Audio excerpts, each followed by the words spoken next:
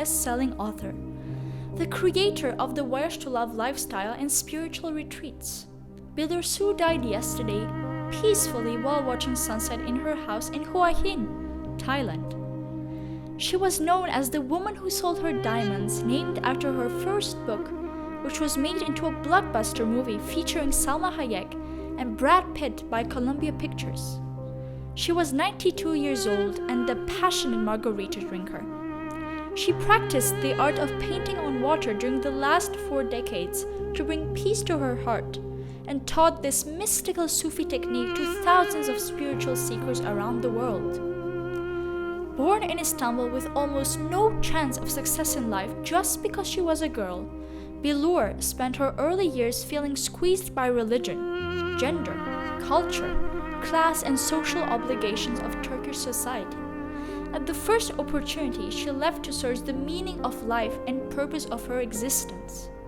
The first part of her life brought her all accolades of outwardly success: a PhD from Columbia University, a dream job of empowering women for the United Nations around the world, experience of motherhood, and a long-term relationship to her French husband, whom she described as my soulmate, lover, best friend, and torturer. Their stormy, delicate, zesty, passionate relationship led Billur to dedicate the second part of her life to share their story in books, films, and spiritual retreats she organized in 4 corners of the world. She always said, "I stayed with them during love or hate, rain or shine, pain or joy, because I knew that if I understood one man, especially a Frenchman, I would then demystify half of the humankind and help women not to suffer unnecessarily." And that is what she did. Her books on love, relationships, and parenting touched the hearts and lives of millions and sold more than 100 million copies worldwide. She always said, "Poetry saved my life, and I can only hope that my books will be nectar for those perplexed souls whose hearts have been broken." She lived with 2 convictions during the second part of her life. Every woman has to give birth to herself, and relationships may be dysfunctional, but love never is. She inspired every person whose path crossed with her to embody those pearls of wisdom and what she called the only way to be alive: live from the heart. She is survived by her coloratura soprano daughter Celine, 2 grandsons, and love circle in 4 corners of the world. Start your voyage, voyage to love. Start your voyage to love. Start your voyage, voyage to love. Voyage to love, to love. Good afternoon. What a joyful and colorful welcome we have today at Lycée Français. I hope you enjoy my obituary. So, I'm Billur Suu. I came back to Earth just for today and just for you, so that I could share a few secrets I learned during my voyage to love. Writing your obituary is one of the most creative tools you can have to paint your future, to tap into your creativity, to discover the purpose of your life, and as many other speakers spoke today, to be happy. And I was able to write this obituary because last year I took 22 flights around the world. But I did this in honor of my 50th year birthday in 50 days. I started from the happiness country, Bhutan. Then I was in the presence of 900 million years old rock, Ayers Rock in Australia, then Tahiti, and then Machu Picchu in Peru. And I was on the footsteps of Georgia O'Keeffe, one of my favorite American painters of all time. And it was a magical journey. Because of these flights I took, I was able to give what I call birth to myself, a new vision, a new purpose, and a new Billur emerged just before my eyes, and I was reborn. So today I would like to share with you a few techniques, a few secrets I learned during this process. And I was able to write my obituary because very, very early on, when I was 6 years old, on a hot July afternoon in the streets of Istanbul, I discovered my purpose. So I'd like to know today, how many of you in this room know your purpose in life? Let's see the arms. Let's see the... A few. That's great. And how many of you would like to discover it? Okay, so are you ready to take a flight with me right here, right now? Yes. Okay, so let's go. For me, it was simple. My purpose in life, when I was 6 years old, I realized that to be happy. If you don't believe me, just Google and look at Dalai Lama. He agrees with me. He says, we are here on earth to be happy. And Harvard University also agrees with that statement, because the university conducted the longest research in human history for 75 years. They followed their subjects around, and they spent $30 million to answer one fundamental question: what makes us human beings happy? And the answer was love and relationships, quality of our relationships. Probably you have noticed my preoccupation with the two notions in my obituary, love and relationships. So how do I do it? How do I become happy? How do I keep changing my purpose and still what I call live from the heart?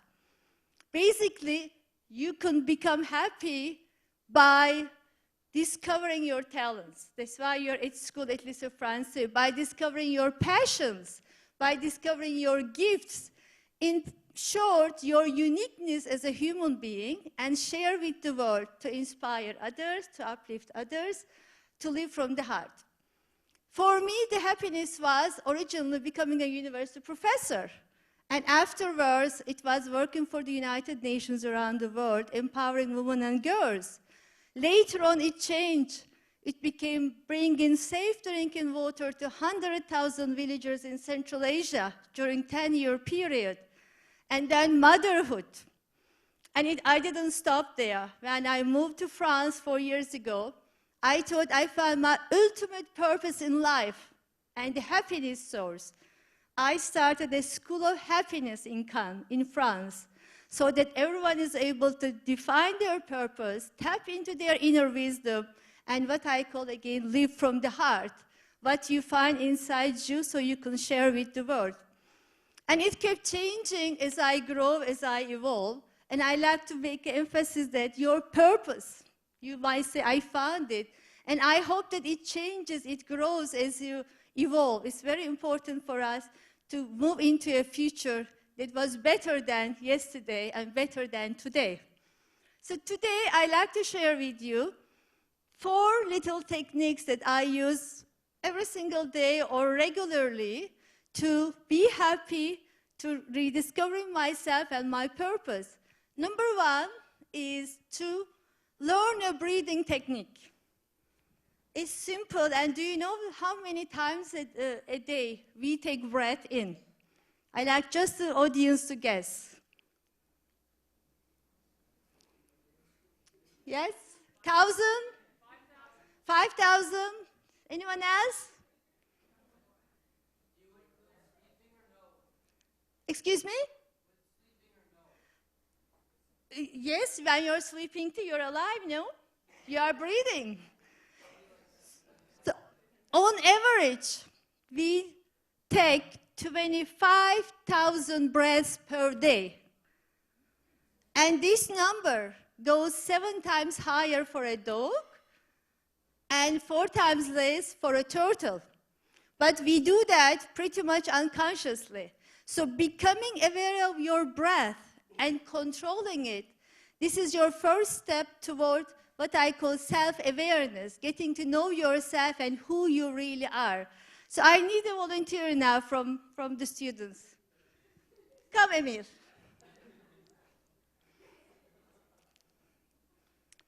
So I learned this technique from Dalai Lama. Hi, Emil. Hi. Hi. Are you breathing? Yes. Yes? So we are both here, we are both breathing, but let's become aware of it. I learned this technique from Dalai Lama himself, and I invited him to give a lecture in School of Happiness in Cannes a few years ago.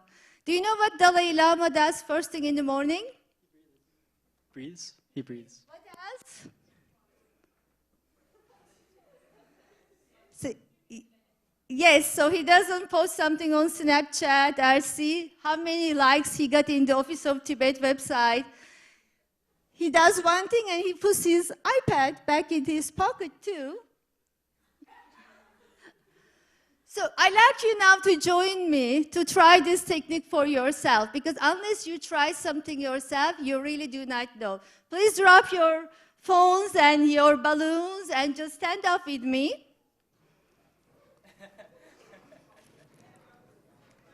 Great. So what we are going to do, we're going to take a deep breath in and lift your arms. Let Emil show.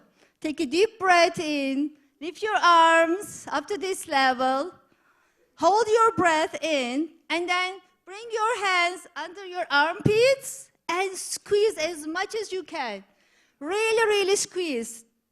This helps you to control your breath. And when you cannot any longer, let it go and open and exhale. Exactly. So one more time, this is a simple technique you can use before a stressful exam, before you take a very important decision in your life. Twice more. Take a deep breath in, and you can imagine that you are inhaling all the beauty of the world, balloons, colors, positivity, love, peace. Bring it under your arms, squeeze as much as you can, and hold your breath. And now let go everything that you do not want to have in your life. Negativity, fears. Okay, one last time. Arms up, under the armpit. Really squeeze, squeeze, squeeze, mouth closed. Hold your breath. And let go. So, this you can do before an exam, first thing in the morning, before you go to sleep. Thank you, Emil. How did you feel? I feel more relaxed and open to the world now. So there we go. So ask anything. Emil is ready. Basically, this technique, there's always science. The happiness is an art, and at the same time science. This technique helps you to balance your right and left brain.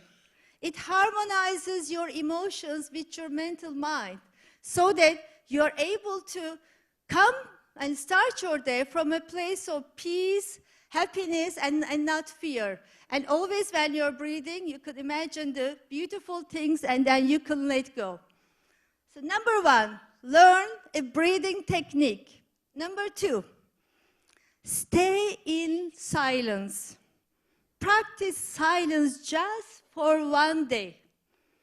And I don't mind if your parents send me thank you notes and I am swamped with reading them, but just practice it. I do this at least once a year, 1 week or longer. And what does silence do for you? It will make you aware your behavior, your action, your thinking gets you out of the automatic mode, and you become more aware of your thoughts and your feelings and what you like to achieve in life, which university to choose.